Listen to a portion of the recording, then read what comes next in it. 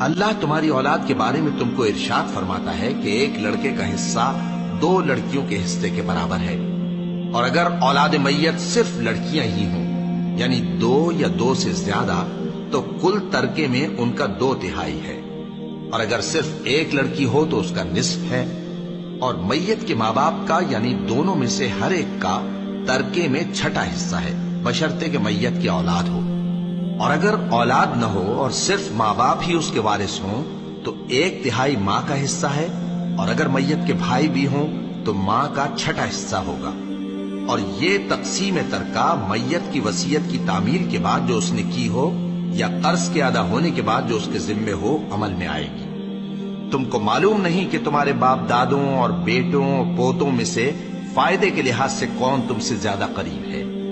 یہ حصے اللہ کے مقرر کیے ہوئے ہیں، اور اللہ سب کچھ